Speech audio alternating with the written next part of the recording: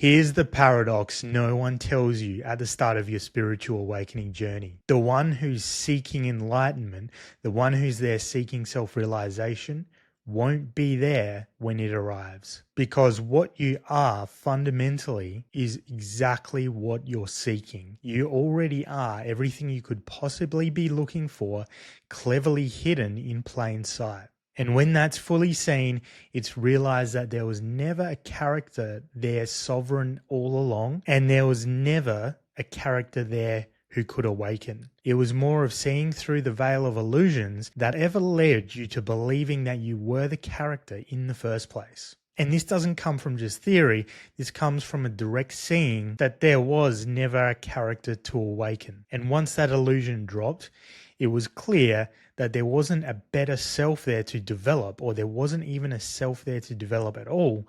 There was just simply a seeing through the illusion of being a separate self. Welcome back to my channel. My name's Todd, and if you're drawn to the kind of truths that silence the mind and explore the mechanics of reality, then I'll invite you to subscribe so you can become a part of the community we're building here and keep up to date with new videos being released. And in today's video, what I really want to be talking about is highlighting the idea of how spiritual awakening in itself and the idea or the buzzword of becoming enlightened or enlightenment is a paradox in itself, because it implies that there's someone separate there who could become awakened. What makes it interesting and what makes it even more paradoxical is we look at these enlightened beings historically and even now kind of up on a pedestal because they've been given titles in the past like gurus or mystics or sages. And so we think that we have to attain a certain level of spiritual intelligence or a certain level in a hierarchical system before we can attain what they have. And it couldn't be further from the truth, because what I'm saying here is that what these gurus and mystics have realized is the truth of their fundamental being, and that is the very same as what's watching this video right now. The core of your being is right there. You are it, and you are not the character that you're perceiving through. And so how would you have to be anything more to realize what you already are? And that's really where the paradox comes into play, because there's no level of worthiness that we have to achieve to realize what's already there, hidden in plain sight, what is already the core of our fundamental being. And for years, I read all the books, watched the videos, did the courses, I listened to the lectures, because I must reach some certain level of specialness before I can become enlightened, self-realized, or see the truth. And concepts like that, even though I have absolutely nothing against the idea of gurus and mystics, but what I'm saying here is the very putting them on a pedestal and thinking that we need to get somewhere where they are before we can see the truth is adding to the very illusion that's perpetuated of being the separate self. And so even though I would do countless hours of study and research, I would still feel like there was something missing, and I would still be trying to work out how to get to that level of specialness that they already seem to be at. And so in a lot of ways in my mind, I was creating this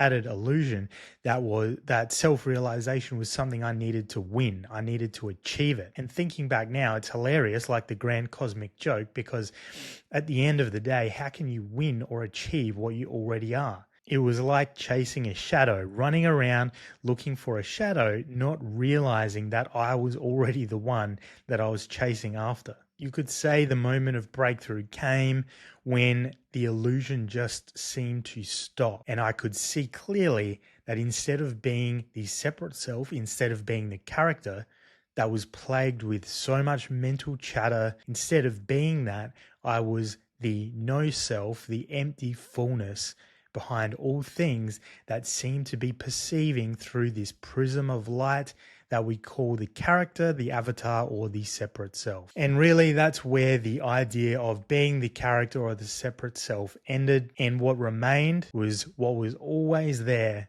just ready to be seen.